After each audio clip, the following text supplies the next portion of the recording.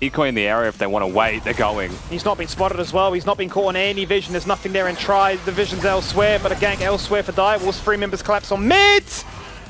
And the Ignite will secure it. That's picked up by Cupcake. First blood is there. Now, attention to Claire. Can anybody get there in time to trade if he falls on down? There's a TP to back him up initially. He flashes. He hopes. Bio survives. Just out of range there for a second turret shot. Pabu falls to flash away as well. There's the hook. There's the re-engage. Now onto Gun Crab. But a fantastic sleep from the Zoe and a flash stolen away for the extra damage on that auto attack is there. So much CC, but sidesteps away from the grand entrance, and they can't do much more than that. 2 very low members, but they've just got away. They're not done yet. They're going to run it back, respawn, and retry. Because this time the Crocodile doesn't have level 6, he doesn't have flash. Nice slice and dice, but only 1 charge of it. That'll get him out of the Ornn ultimate. And the Ornn himself is just far too tanky. Very similar setup. He soaks up the turret shots, but he just won't fall down. Teleports are coming in, Skimmy. This could well be a fight. Both teams want the falls. The Enchanted Crystal Arrow does connect onto the Graves. He's looking to try and dash on through to get the armor, but he can't do much about that. There's the sleep. The re-engage now onto the Dragon with the numbers advantage to play for it. Smite secures it.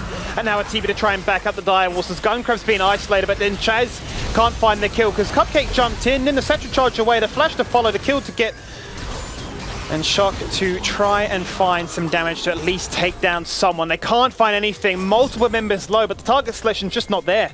It's just not a cohesive front here from the Direwolves. They're constantly being picked apart, pushed around. Decoy just gets obliterated by Shock. Real flash used on the Zoe, and he's hunting maybe for a second one here. No, he hits a dab on his former teammate in Decoy. And looking for that second one, but not going to get connected on. Is he going to go for the flash? He did something crazy in the Orders game last night. We flashed across, just go for the trade. Now Pabu's looking to hunt for it and says, thank you very much for that one. I'll burn a flash any day of the week. I'll hit the Moonfall, and I'll do battle with your jungler as well. He could find himself a bit of success in that bot lane if he was to look to try and sub out with Bio, as it seems to be the case. Bot tier 1 is very low as well. Could be 2 easy turrets, 2 side lanes in to play around, get some vision, and look to get a flanking angle on. Pabu looking to do it all on his own right now. There's the arrow, there's the execute, but Pabu to pick it up. Zoe has been removed, down for 30 seconds, and a max range hook from Decoy. That was disgusting. Take all these turrets, take all the kills, still going, and see what PGG can do to try and find more. They've got themselves a 2-man headbutt. Guncrab can't do much about that. A volley, an arrow, an auto attack to secure it. And PGG just have so much momentum. And what did we say, Skibby? We said in the draft phase it's difficult to be a Zoe. And we're expecting things from Shock in an impossible situation because he is that good of a player. But it's as quite as simple as seeing him use a portal jump, seeing a Diana jump on his head immediately afterwards. They know his flash is down, the Ash Arrow follows, and that is all she wrote for Zoe's chances at surviving. Difficult situation to be Direwolves in, waiting for those summoner spells to come back as soon as possible. Dice would have to try and flash away, but he doesn't want to unless he really has to. He flashes away, props to Dominus, realizes that that's not an escape plan because there's members waiting for me there too. Now Chaz is seemingly the focus as the charm goes out. 2-man grand entrance, but what can a Rakan do on his own? Absolutely nothing. He needs follow-up, and he just won't find it. The collateral damage is there, but Chaz can secure the kill. This Lee Sin, ban it, remove it. Is there a comeback condition here for Direwolves? Is it a break point that we need? Maybe 2 items for the Shock Zoe, or has the ship sailed with enchanted arrows this, just landing and finding kills? There's the hook once again. We'll forget that question for a moment because the action is there. A lone Rakan, a single support, can't do much about that. He wanted vision, but he'll find a grey screen. These arrows just do not miss, man. This mid lane outer turret, Shock's going to try his best. Good damage. Nice stopwatch, cancels out the exhaust and the damage afterwards. There's the bomb, and that's the shutdown. Dino is gone, but a fantastic knockup from Biopan to make it a double. He's also been exhausted, and he may fall down for the very first time this game. Potential backup for Direwolves, some much-needed kills in a very one-sided affair. It's 13-5 so far. Chaz on his own will summon a Herald and say, I can lose some team members, but I can try and guarantee this mid-tier 1. There's another knock-up. Cupcake has returned. That shows you how long this fight's been going on for. And eventually, only gets himself a kill and a shutdown. I mean, that was, that was a lot of an int from Chaz. I definitely did not need to do anything that he just did. Oh, Claire. Potential flank. Claire has been turned on, but a nice little turnaround there from Cupcake. Finds free, locks him in his sights. He goes drowsy. Lee Sin in trouble. Massive moonfall. There's the execute. Rakan gone. A double kill found here. Naked a double for him, in particular for Chaz. And Claire against the world. The Crocodile Hunter doing whatever he can. The Gordring get the spin to win. The slice and dice. But the meat is all gone. The turret has fallen down. The setup just was not there. A very low Graves, but a very healthy PGG that'll pick up a dragon, pick up a fight, and go to Baron. And the Rakan Ziggs combo, definitely something that has been practiced and rehearsed. We've seen in the LCO. We know what it does here with Direwolves. It's just a 0-3 Ziggs, right? With a 1-3 Rakan that is fragile. It is so difficult to turn that into kills, and Praetor gets to just walk away with his shield bow on wit's end. Clear in the minimap, he's looking for that final play. Has a flash, has an ult, is level 13. As the arrow goes out, and Call of the Forge God does too. Cupcake hunting for it, flash charm going onto Praetor, but he hits the stopwatch and cancels out all that burst.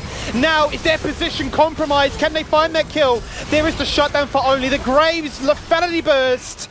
But Claire will have to pay the price of falling down in that exchange. A 1-for-1, a trouble bubble is there. But they can just shield him and prevent an easy double kill pickup for Direwolves. They are going to be able to disengage here. Pabu's going to stop as he's on a control ward, so the damage could come out. Oh, he's just doing it all on his own. Stop it. That is what? It's illegal. It's just filth. It's just filth. It's just disgusting. Now Shock has nowhere to turn a portal, but you're coming right back into the clutch of our arms. Oh, Lee Sin and Diana, disgusting champions. They are playing a phenomenal series. Gross champions, even worse went ahead. And now this mid lane inhibitor. The desperation play from Direwolves, the flank angle. I mean, it nets them a pick, and for just a moment there, it was promising. But then the chase, unfortunately, continued. And it is just a case of, you know, Zoe hits a bubble. Or one final dragon, 20 seconds, and that's there for the taking. Very hard for Direwolves to set up as they require to force this one to take it for themselves. I mean, what do you do? And I don't think PGG even care. Run it down mid. You've just made a pick. You could consider the inhibitor before even looking at the Drake. But right now with that pick, you've 100% secured all vision around the dragon. We're being clean all game long, but sometimes you miss those.